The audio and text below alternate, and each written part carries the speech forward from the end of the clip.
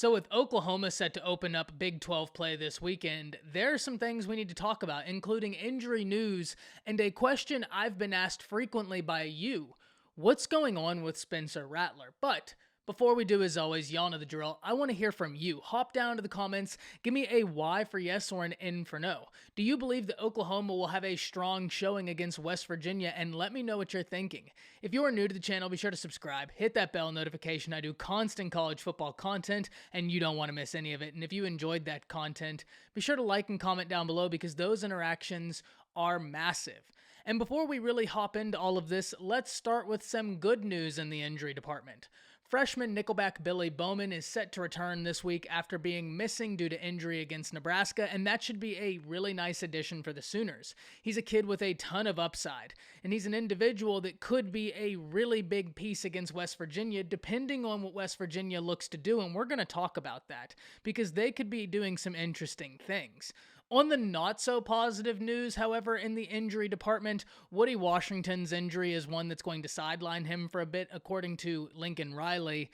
The only positive news there is you got to rotate in a few guys last week, and an individual such as Latrell McCutcheon could see an increased role. Highly touted freshman in Oklahoma was over the moon to bring into this past recruiting class, a physical kid, and he could be getting more experience, which could be a positive down the line, developing even more depth. Now, unfortunately for the Sooners, the Woody Washington news isn't the only negative news in the injury department, because it's being reported that Jalen Redmond has also sustained an injury, and this guy's massively important to your defensive front. An individual that has already started off the 2021 season strong, and he was someone that could be massively important down the line.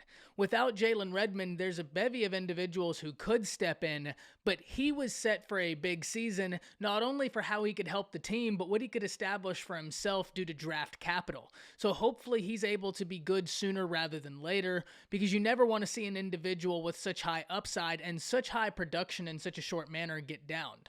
Remember, last week, Pro Football Focus had him and Nick Bonito as the top two individuals along a defensive front at a win percentage rate at affecting the quarterback. Nick Bonito was sitting at like a 42%, I believe, but Jalen Redmond was sitting squarely at 45%, which is astronomical. So that injury is going to be one that we have to keep an eye on, we have to watch, and how it could affect the Oklahoma Sooners going forward. Now let's talk about the question many of you have been asking me. What's going on with Spencer Rattler? And this is super intriguing, because if you hadn't watched any Oklahoma football this year and you just sat down and looked, you'd sit there and say, okay, this individual is having a pretty darn good season. 70+% completion percentage, multiple touchdowns, a few interceptions, but you'd sit there and say this individual is having himself a year.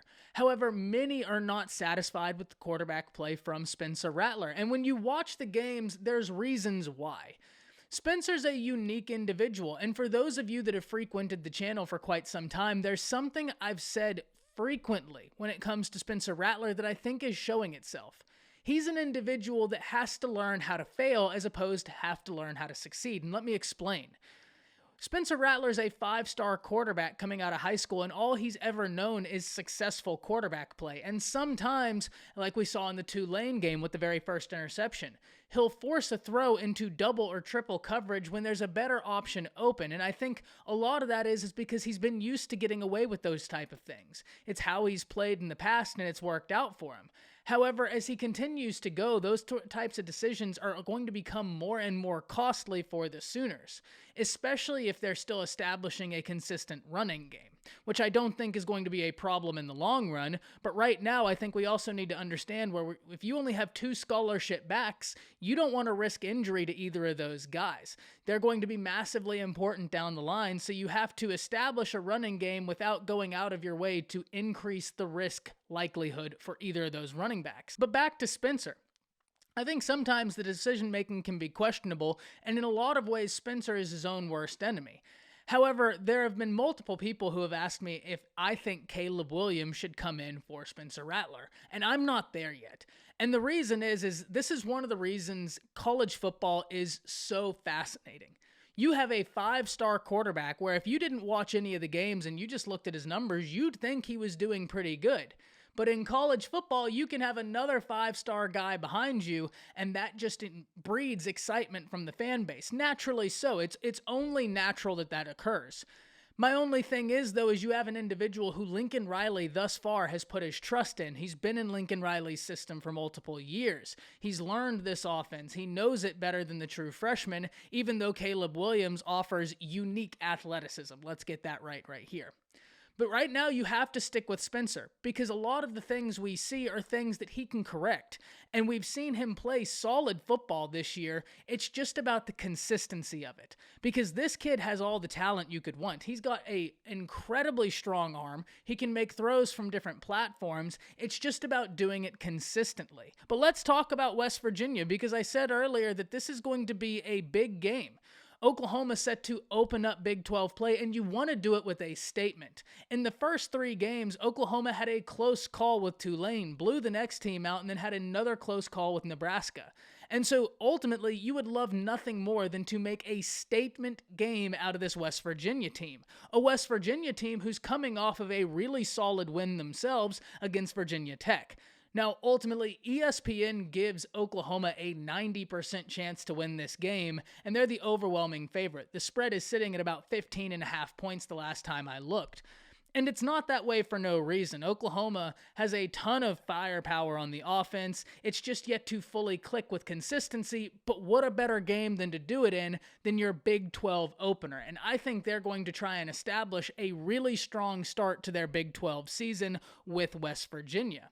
Now, on the flip side, if you're West Virginia, you're coming off of a game in which you tabbed 6.5 sacks while only giving up 2 sacks. Against Virginia Tech, not only was West Virginia's pass rush really hitting home, but running back Letty Brown ran all over Virginia Tech. 19 carries for 161 yards, and nobody in sight could stop him, something they're going to look to try and do against Oklahoma. However, Oklahoma's defensive front has been solid thus far. That defensive line and Nick Bonito have had a really great start to the season, so this is going to be a very fun game to watch. Oklahoma should take it to them, but the most interesting thing West Virginia could do is run a 2-quarterback system.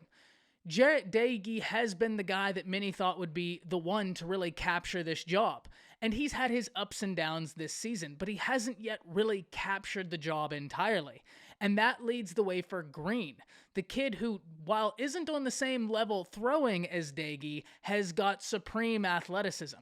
And West Virginia has used them both. Last week, Green came in as a change of pace rushing quarterback, but this week, I think we could see that role expanded. I wouldn't be surprised at all if we saw Green attempt more passes to keep the Oklahoma defense on their heels. If they only run Green, it's going to be very obvious what's coming next if Green is in the game for the Oklahoma defense.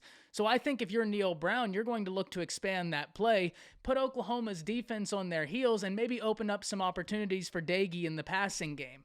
Where he has the upside, it's just about consistency. He's had some trouble throwing interceptions, and that right there could be something Oklahoma really looks to capitalize on.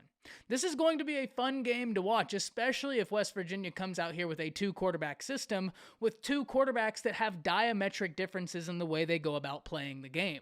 One of them extremely mobile, extremely athletic, the other having more proficiency in the passing game. That could create havoc, and it's going to be very fun to see how Oklahoma's defense and Alex Grinch respond to that. And on offense, I think that this could be a game that Oklahoma really wants to make a statement on the offensive side of the ball. And if you're Spencer Rattler, what a better game than to make your statement than in the opening of Big 12 competition against West Virginia, in a matchup that Oklahoma has ultimately dominated. I think that the Oklahoma offense could look to establish some more domination and open the Big 12 play really strong. Hop down to the comments, let me know what you're thinking about this game. That's it. See ya.